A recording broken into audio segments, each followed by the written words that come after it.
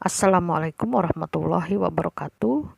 Apa kabarnya hari ini anak-anak? Mudah-mudahan kalian tetap sehat dan selalu ada dalam lindungan Allah Subhanahu wa Ta'ala, dan kalian tetap semangat dalam pembelajaran BDR-nya.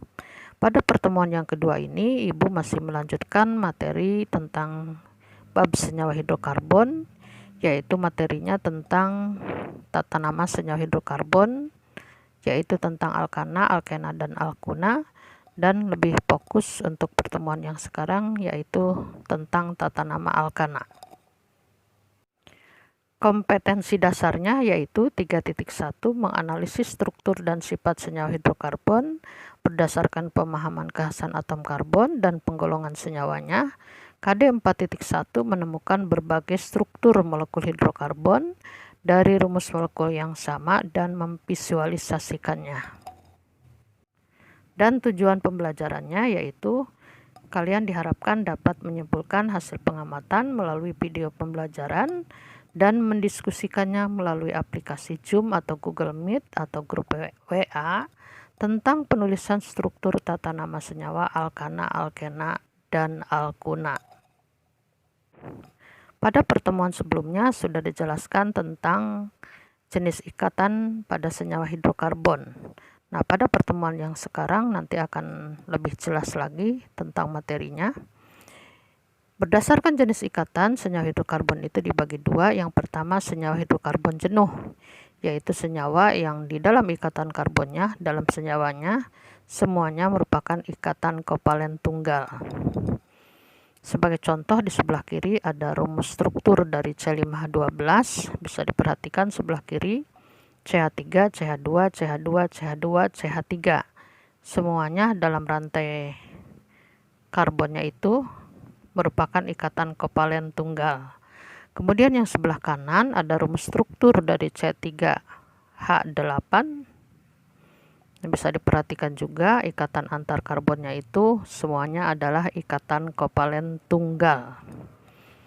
Kemudian yang kedua senyawa hidrokarbon tak jenuh, yaitu senyawa yang di dalam ikatan antar karbonnya itu memiliki satu buah ikatan kovalen rangkap 2 atau memiliki satu buah ikatan kovalen rangkap 3 pada senyawanya.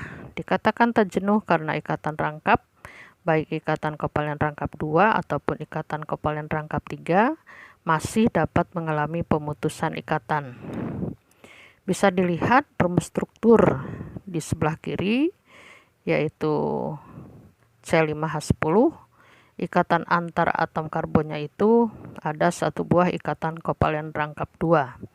Kemudian yang sebelah kanan bisa diperhatikan, yaitu rumus struktur dari C7H12. Juga di sini ikatan antar karbonnya itu bisa diperhatikan ada satu buah ikatan kovalen rangkap 3. Kita masuk ke tata nama senyawa hidrokarbonnya, yaitu yang pertama untuk alkana. Pengertian senyawa alkana merupakan senyawa hidrokarbon alipatik jenuh dengan rantai terbuka dan semua ikatan karbonnya merupakan ikatan kovalen tunggal. Dengan rumus umumnya yaitu CnH2n+2, misalkan ada rumus molekul CH4 itu asalnya dari C-nya 1, maka hanya 2 kali 1 tambah 2, maka hanya adalah 4. Kemudian kalau C-nya 2, maka hanya adalah 2 kali 2 tambah 2, 6. Kemudian kalau C-nya 3, maka hanya 2 kali 3 tambah 2, jadi hanya adalah 8. Dan seterusnya. Kemudian kita lanjut ke deret homolog. Di sini ada 10 nama-nama alkana dengan jumlah atom karbonnya 1 sampai 10. Bisa diperhatikan di sini ada 3 kolom. Kolom yang pertama yaitu jumlah atom C, kolom yang kedua merupakan rumus molekul, kolom ketiga merupakan nama senyawa. Bisa diperhatikan. Jika jumlah atom C-nya 1, maka rumus molekulnya adalah CH4. Ini asalnya CH4 itu dari rumus umumnya, yaitu CnH2n+2. Maka nama senyawanya adalah metana. Kemudian kalau C-nya 2, maka rumus molekulnya C2H6. Nama senyawanya adalah etana. Jika jumlah atom C-nya 3, rumus molekulnya adalah C3H8, nama senyawanya adalah propana, dan seterusnya sampai C10 kalian hafalkan, dipelajari dimulai dari jumlah atom C-nya, kemudian dihafalkan juga rumus molekulnya dan nama senyawanya. Nanti kalau di pertemuan lewat Zoom atau Google Meet nanti akan Ibu tanyakan. Di dalam tata nama senyawa alkana ini juga dibahas tentang gugus alkil. Yang dimaksud gugus alkil adalah alkana yang telah kehilangan satu atom H atau hidrogen. Gugus alkil bisa ditulis rumusnya yaitu CnH2n+1, N-nya menunjukkan jumlah atom C, berarti kalau C-nya 1 maka H-nya 2 kali 1 tambah 1 berarti 3. Kemudian kalau C-nya 2 maka H-nya 2 kali 1 tambah 1 berarti H-nya adalah 5. Berarti alkilnya ada CH3, ada C2H5. Dengan menggantikan satu atom H, maka namanya juga akan berubah dari metana menjadi metil. Bisa diperhatikan ada tabel, ada rumus, ada nama alkil. Jika rumusnya CH3, maka nama alkilnya metil. Jika rumusnya C2H5, maka nama alkilnya adalah etil. Kemudian ada rumus C3H7, maka nama alkilnya adalah propil, dan rumus C4H9 maka nama alkilnya adalah butil. Kemudian gugus metil dan gugus etil masing-masing hanya sejenis, yaitu bisa diperhatikan ada metil, ada etil, dilihat rumus strukturnya. Kemudian gugus propil ada dua jenis, yaitu ada propil, ada isopropil. Bisa diperhatikan juga rumus strukturnya. Sedangkan gugus butil ada 4 jenis, yaitu ada butil, ada isobutil, ada sekunder butil, ada tersier butil. Bisa diperhatikan rumus strukturnya dimulai dari rantai lurus, kemudian sisanya adalah yang bercabang. Kita masuk ke materi tata nama alkana. Di sini digunakan aturan IUPACS untuk penamaan alkana bercabang, dan sebelumnya ada aturan penamaan alkana untuk rantai lurus.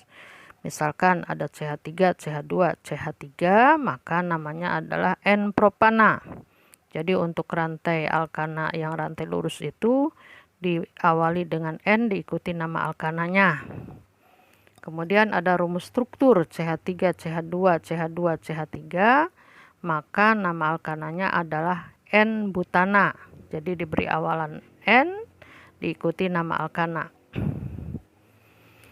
Diperhatikan untuk aturan penamaan alkana bercabang. Yang pertama, nama alkana bercabang terdiri dari dua bagian, yaitu bagian pertama di bagian depan merupakan nama cabang, kemudian bagian kedua di bagian belakang merupakan nama rantai induk atau rantai utama. Sebagai contoh yang di atas bisa diperhatikan 2-metil butana. Diperhatikan rumus strukturnya, yang atas atau yang di belakang merupakan rantai induk atau rantai utama. Kemudian yang bawah yang jumlah atom C-nya sedikit merupakan cabang atau alkil.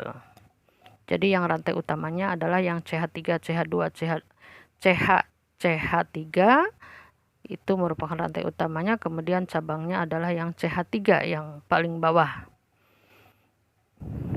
Kemudian yang kedua, rantai induk adalah rantai terpanjang dalam molekul. Bisa diperhatikan sebagai contoh di sini, yang bawah, rumus struktur yang bawah. Bisa diperhatikan yang terpanjang dimulai dari atom C bawah, terus ke atas, kemudian ke kanan. Dan sisanya adalah sebagai cabang atau alkil. Yang sebelah kiri yaitu CH3, CH2 merupakan etil. Dan dari bawah yang kedua yaitu CH3 itu merupakan cabang metil. Bisa diperhatikan. Kemudian diperhatikan lagi rumus struktur yang di atas, itu adalah contoh penamaan yang salah, karena yang paling atas dianggap sebagai rantai utama padahal sebenarnya bukan. Jadi di situ cabangnya hanya ada satu, yaitu yang bawah yang berupa isopropil, padahal harusnya yang benarnya adalah pada materi sebelumnya. Ini adalah contoh rumus struktur yang salah. Kemudian aturan berikutnya, cabang diberi nama alkil, yaitu nama alkana yang sesuai dengan akhirannya, yaitu ana menjadi il. Gugus alkil mempunyai rumus umum CnH2n+1 dan dinyatakan dengan lambang R. Kemudian aturan berikutnya juga, posisi cabang dinyatakan dengan awalan angka. Bisa diperhatikan rumus struktur yang sebelah kiri. Ada rantai utamanya yang jumlah atom C-nya 5, kemudian yang cabangnya adalah yang bawah yang berupa metil. Penomoran dari sebelah kanan 1, 2, 3, 4, 5 itu penomoran yang benar dan cabangnya ada di atom C nomor 2 berupa metil. Kalau rumus struktur yang kanan itu adalah penomoran yang salah karena dimulai dari sebelah kiri. 1, 2, 3, 4, 5. Cabangnya ada di atom C nomor 4. Harusnya yang benar yang sebelah kiri dari rumus struktur yang sebelah kiri. Jadi di penomoran pada senyawa alkana itu dimulai dari atom C ujung pada rantai utama yang paling dekat dengan cabang atau alkil. Kemudian aturan berikutnya, jika terdapat 2 atau lebih cabang yang sama, ini dinyatakan dengan awalan di, tri, tetra, penta, dan seterusnya pada nama cabangnya. Misalkan bisa diperhatikan rumus struktur yang atas. Nah, itu rantai utamanya ada 5, cabangnya di atom C nomor 2 dan 3, penomoran dari sebelah kiri, bukan dari sebelah kanan, karena yang paling dekat dengan cabang itu dari sebelah kiri. 1, 2, 3, 4, 5. Letak cabangnya di nomor 2 dan 3, maka penamaannya 2, 3 dimetil pentana. Jadi penamaannya letak cabang, nama cabang diikuti nama rantai utama pada senyawa alkana. Kemudian rumus struktur yang bawahnya, di situ diperhatikan rantai utamanya ada 6, kemudian cabangnya ada di atom C nomor 2 ada 2, yaitu metil dua-duanya. Kemudian di atom C nomor 3 juga metil, maka ada cabang yang sama, ini ada 3, semuanya metil. Penomoran dari sebelah kiri, penomorannya 1, 2, 3, 4, 5, 6. Maka nama alkananya adalah 2, 2, 3, trimetil heksana. 2, 2, 3 trimetil heksana. Dan aturan berikutnya, cabang-cabang yang berbeda disusun sesuai urutan abjad dari nama cabang tersebut. Misalnya etil ditulis terlebih dahulu daripada metil, isopropil ditulis terlebih dahulu daripada metil. Berdasarkan aturan tersebut, penamaan alkana dapat dilakukan dengan langkah-langkah sebagai berikut. 1. Memilih rantai induk atau rantai utama, yaitu rantai terpanjang yang mempunyai cabang terbanyak. Yang kedua, memberi penomoran dimulai dari salah satu ujung yang paling dekat dengan cabang, sehingga cabang mendapat nomor terkecil. Yang ketiga, menuliskan nama dimulai dengan nama cabang yang disusun menurut abjad, kemudian diakhiri dengan nama rantai induk atau rantai utama. Posisi cabang dinyatakan dengan awalan angka. Antara angka dengan angka dipisahkan dengan tanda koma, sedangkan antara angka dengan huruf dipisahkan tanda jeda atau strip. Bisa diperhatikan contohnya. Ada 4 contoh rumus struktur. Yang sebelah kiri atau yang paling kiri atas, yaitu 2, 4 dimetil heksana, kemudian yang kedua yang sebelah kanan atas 2,3,5 trimetil heptana, kemudian yang bawah sebelah kiri 3,3,5 trimetil heptana, dan yang keempat yaitu sebelah bawah sebelah kanan 4 etil 3,6 dimetil oktana. Dipelajari lagi, mudah-mudahan kalian bisa memahaminya. Alhamdulillah materi sudah selesai, tinggal ibu memberikan tugas untuk tata nama senyawa alkana ini. Yang ada 2 tugas di sini. Nomor 1, berilah nama senyawa dari rumus struktur berikut, yaitu dari A dan B. Kemudian nomor 2, tuliskan rumus struktur dari senyawa A dan B.